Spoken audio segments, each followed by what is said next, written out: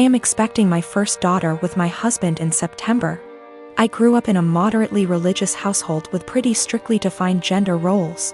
As in, since I was a girl, I had chores around the house while my younger brother did not have to do anything. I don't talk to my parents for a variety of reasons, going on year 5 now, so they do not know I am pregnant. Both my aunts and grandparents were very supportive of me leaving my household and as such have been my main family. Being 6 months pregnant now, people have started to give gifts and I am very grateful for them. We have decided that we don't want our daughter to be surrounded by pink everything with only girl things. So we have made a conscious effort to include traditionally boy outfits and toys like dinosaurs and cars. We have told people that any gender items would be accepted, and if it's getting too much pink, we have gone out to balance a bit. Getting a green jacket or something. My younger aunt has taken great offense to this because boys are boys and girls are girls. And she is a very verbal and loud person and has let us know several times her opinions. She has 2 boys. At my baby shower, my older aunt gifted us a book called Goodnight Construction Site and a little stuffed truck. My younger aunt went on a tirade about how we are somehow making our daughter trans and not allowing her to be a girl. And she's a loud person, so of course her saying this was more like a yell. And in front of my very liberal in-laws who are very supportive of our choice. Pregnancy hormones took over and I grabbed the toy, gave it to my younger aunt and asked her what part of the penis was needed to operate this toy truck. She yelled that's not what she meant and left. The rest of the baby shower went fine, but it was a bit awkward after. Since then she has been blowing up Facebook where a bunch of people agree with her that I am making my daughter trans, and have been telling me that I was an asshole. The rest of my think what we are doing is fine, but that I shouldn't have handled it that way. I do not care if she ends up loving pink and unicorns etc., we will get her them then. I just was trying to balance out the sheer amount of pink items we were getting from friends and family. Almost every single gift has been heavily pink or girl influenced. To the point where she would not be dressed in anything but pink if we did not go out and buy some more boy things. I also am generally not a person who argues.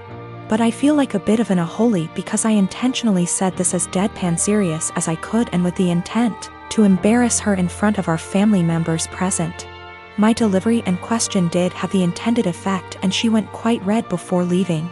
This was also the first transphobic comment I've ever heard out of her mouth. While we all grew up quite conservative, my older aunt coming out 27 years ago really changed my family's perspective. My grandparents have changed from what they previously viewed and my aunt was always supportive of my other aunt. My younger aunt always wanted a girl. So I thought she was just trying to act out her fantasy girl with all her gifts and preferences. So my fiancé, female, 24 years old, and I, male, 27 years old, got engaged in May and are currently planning for our wedding in August. It's worth mentioning that I'm the sole earner because my fiancé is still in university. I've saved up decent amount of money to afford the wedding. Thing is her parents get involved in everything.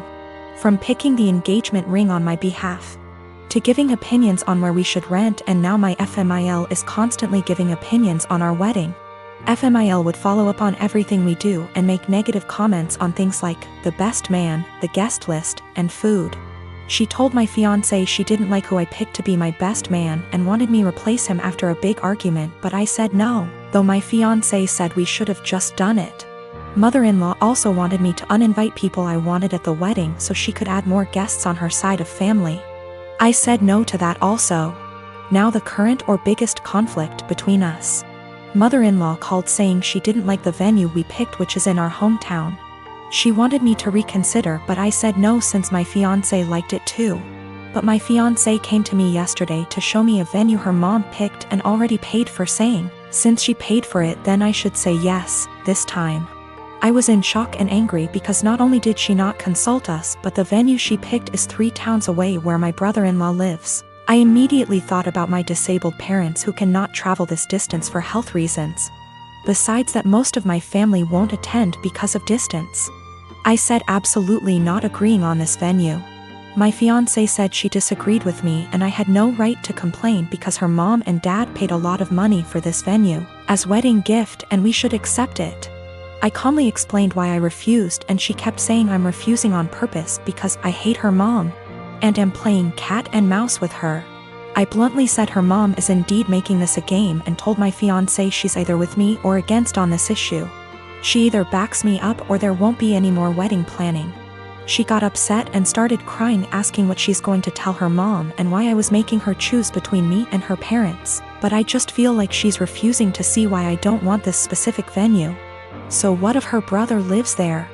I have never been to that town, so having the wedding just cause her mom paid for the venue is not okay. We haven't talked ever since that argument. My friend called me ungrateful fool for turning away a free wedding venue over distance, but I can't help but feel FMIL did it purposely. I am a 25 years old male on a lakeside property that was legally and officially given to me by my parents. I have been living here for 6 years and have some great neighbors along with some not so great ones. Of all my neighbors, I have only ever had problems with one who lives right next door named Mariette. She first moved in early this summer as she had the former house on her property demolished and rebuilt. My problems started with her over the use of my wood stove and fireplaces. With the temperatures getting colder, I have started to use them daily. My house is not equipped with any form of heating outside of the wood stove and a fireplace. This means that from fall until spring I will constantly have them going to keep my place warm. My family never outfitted the home with anything better because it was for weekend trips and we would winterize and leave it when things got cold. My parents thought of adding oil heating when I moved in, however I opposed it because it was a waste of money and didn't mind splitting logs. 5 days ago, after having received my shipment of logs for the fall, I was approached by my neighbor Mariette. She came around asking for my parents, to which I said that they don't live here and that I am the homeowner. She didn't believe me and said that I was too young to be a homeowner before leaving. Later that day I heard a knock at my door and thought it was my girlfriend, so I gave my usual greeting of, "Hey, sweet cheeks," while opening the door. Unfortunately, it was not her and was Mariette again, so I apologized quickly and asked what she wanted. Once again she wanted to speak with my parents, to which in a more stern tone said that I was the homeowner. This time she finally got it and said that I am violating HOA policy by using wood-burning fireplaces indoors and outdoors. In response, I said that as new as the house looks I am not a member of the group and that the town permits fireplaces and burning yard waste. She then went on to ask why I even needed them because they do nothing but harm the environment. I went on to explain that while the house exterior looks new, the house actually has been around since 1930 and still uses a wood stove and fireplace heating.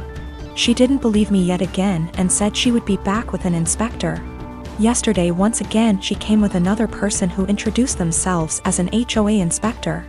They tried to talk about my fireplaces, but I shut them down immediately and said that I am not a member of their group. The guy then tried to lie by saying that the HOA is in control of all the properties in the area. I immediately called him out on the lie and said that he is either lazy or a moron for not knowing that I am not with them. We went back and forth one more time before I told them I will not listen to them and to stuff it and leave. I am a 33 years old female, and I found out that my ex-husband 37 male was cheating on me when I was 7 months pregnant with our son.